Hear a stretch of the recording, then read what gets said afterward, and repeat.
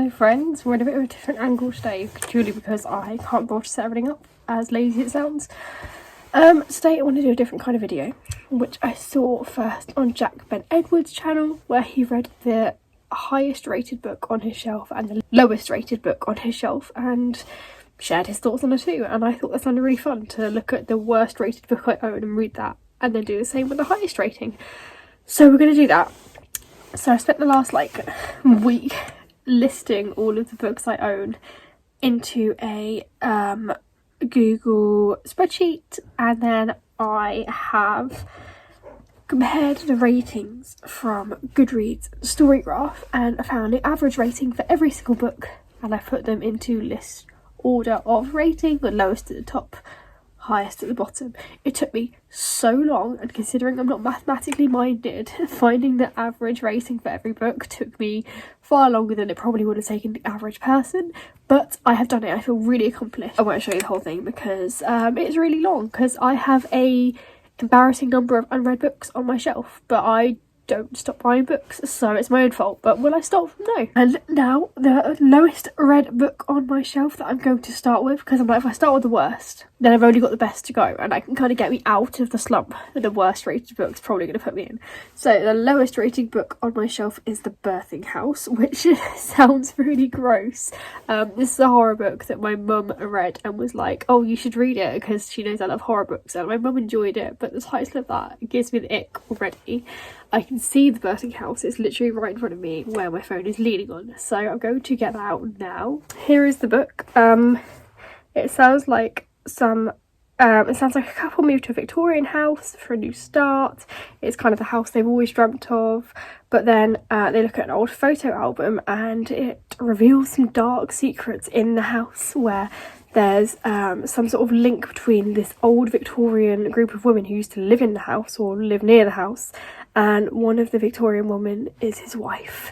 So I don't know what to expect. So the average rating for this book is 2.40. It's setting the bar quite low. I might be pleasantly surprised and love it, but we'll find out. So yeah, I'll tune back in when I finish reading this. Hello guys, it is literally the next day and I already have an update for you. This book did not go down well. I got 9 chapters into it, so 65, 70 odd pages, and I could not go any further. I was so bored that I was falling asleep. This book is just awful. I can now understand a 2.40 rating because it was just so boring. It was about this man who moved into this house with his wife. His wife was cheating on him, and he was just like, we're going to move into this new house. You either come with me, I've already paid for it, or you can leave now. So she went with him. And then she went away on a work trip for 8 weeks, literally as soon as they moved there. And then he found the album with her photo in it from the Victorian era. So he tries to do some digging, and there's just a lot of nothing. We don't really learn anything, but the plot progresses, and we're supposed to just assume we know what the narrator knows, but how can we if it's not written? So it was a very messy book. We don't learn anything, but we somehow need to know everything because he's acting like we know everything. There's no suspense, there's no thrill or horror element written properly. There's this moment where someone kind of runs around the house and it's supposed to take you by surprise and scare you and shock you like it does to him, but it was so flatly written that it was just awful. There's loads of descriptions, but nothing substantial. So I couldn't tell you anything about the house, couldn't tell you anything about the characters, couldn't tell you anything about the setting. But I could tell you that it's 3 blocks away from a supermarket, 4 blocks away from a fast food chain, and 2 blocks away from their neighbours. I don't get what that means. I don't understand. I need to know the setting I'm reading about. It's just awful. It was just, the 65, 70 pages that I read, nothing good to say. I understand the low rating. And because I have so many books to be read, as you can see, I have a very low threshold for DNFing books. So if I am falling asleep at reading it and I'm really this angry at how bad a book is, only that short page is in, I'm not going to waste my time on it. What I'm going to do is, because I'm determined to start and finish a book that is the lowest rated. We tried one, it failed. Maybe this is how I cut my TBR down, by just reading all the lowest rated books and throwing them all out until I get to one I enjoy. Anyway, before we get to the highest rated one, the next lowest rated book is The Lock-In with an average rating of 2.96. So let's find that and do that one. Friends, I am back with an update for you all. Last time I filmed, I was going to read The Lock-In, which was the lowest rated book on my shelf, and I spent like an hour searching for that book. I was like, wait, I've not seen this book in ages. It is because I unhauled it because I was like, I don't want to read this. So that's why. So then I went to the next lowest rated book on my shelf, which was Nick, which is a prequel to The Great Gatsby about Nick Carraway's life. And this was a rating of 3.09 on average. And I finished it because I had to. I get a 3.09 rating. This book was awful. Like, okay, no, it wasn't awful. In terms of the writing, it was written really nicely. Like, it had really beautiful language and really nice writing style. But if I didn't know it was a Great Gatsby prequel about Nick's life, it could have been about anyone. There was no real references to The Great Gatsby or the Nick we meet in The Great Gatsby. I saw a couple of things that I thought might be nods to it, but that might have been me reaching. And when we first meet Nick, we know that he has just left World War One. We know that he is kind of struggling with the impact of that, and that he potentially had his heart broken by a girl he was engaged to, and he just wants to settle down with a nice quiet life. But we also know he has this curiosity for life, and he is slightly haunted by how life can be and how people can be. So there was a lot of complexities and depth to Nick in The Great Gatsby, and I just didn't feel any of that with this book. There was about the first third of the book was him during World War One, which was interesting, but like I said, it could have been anyone.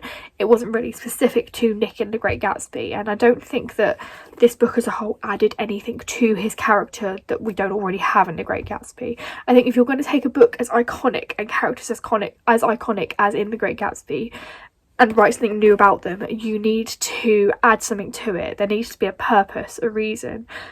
But this just didn't hit that mark for me. It just felt very flat, and it felt like the writer was deliberately trying to write a book to become a classic. It felt very pretentious, but not in the way that it's meant to be. So yeah, it didn't hit the mark for me at all. I'm sure it's a great book on its own, just don't compare it to The Great Gatsby. So in terms of writing a book on its own, I'd easily give it a 3 stars. It wasn't really my cup of tea, but I could appreciate it.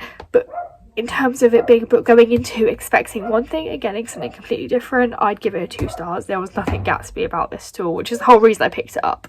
So yeah, I get the 3.09 rating. Very slow book, not really much happens. It just didn't do it. It just didn't do it. So yeah, I get why it was the lowest rated book on my TBR.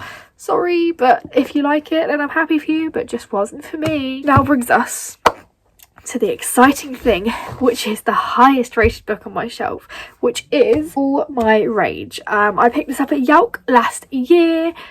I need to go find a book, and if I find it, I will start reading it, and if I don't find it, we'll just keep going to the next highest rated books, the same we did with the lowest rated. So yes, time to find that book. As you can see, I'm surrounded by books. I can't find All My Rage, which is showing you exactly why I'm doing challenges like this, because it shows that I have way too many books. So we're going for the next highest rated book on my shelf, which I know I still haven't read, 6 of Crows. This book has an average rating of 4.52 stars, so I have high hopes. I've heard so many good things about this. I know you're supposed to read the Shadow and Bone series first, but people have told me you can read this before reading that. Like, you don't have to have read one to have read the other, and I just want to get through my books. So I'm going to finally read 6 Crows. I know this book means a lot to a lot of people, so I'm very excited, but also I'm really hoping this book lives up to the hype. So yes, this is my next highest book read. Hello friends, it has been a period of time, I think nearly a month, and I just finished reading the highest rated book on my shelf, which is 6 Crows. For some reason my cover's gone all funny and it's all faded down. I bought this copy from the works, so I don't know if like they get the slightly less quality printed books, but I'm gonna have to buy a new copy because I want to highlight and annotate it anyway. But look at how rubbish that cover is. I'm really sad about that. Anyway, off topic. I finished reading Six Crows, and I can see why this book was rated so highly. It was fantastic. People told me that if you read this before Shadow and Bone, you miss out on a lot of the world building, but I did not find that at all. I found that the world building was incredibly well written. It was really in depth. I really loved the magical and the political system. I loved how everything was brought to life. I was completely immersed in this world, in this story. The characters were incredible. I loved our diverse range of characters, a really diverse cast. I loved all the representation that was in the book, so the disability representation, how you had Jesper with his gambling addiction, how Inej is a little brown badass girl, like everything was absolutely incredible. I was hooked from first page. Incredible, fast-paced, epic, wonderful fantasy read. I am very late to this party, but I'm so glad I finally read it and can see what all the hype is about, and I can say the hype is well deserved, well earned, and I am also on board on the hype train now. I will be shouting about this book for ages. I am so angry at myself it took me so long to read it, because everyone else has already, like, you know, loved and enjoyed it, and now I'm like, wait, what about me? I want to love and enjoy it too now as well. The amount of plot twists in this was insane. Every 2 minutes I was like gasping at the pages. I was like speeding through the book to find out what happens next. I had to really savour that first reading experience, because I know it's one I'm going to want to have again, but obviously you can only read a book once. So whilst I was reading it, I knew it was a really special book, and I was like, just really enjoy this, because you're not going to get this experience again.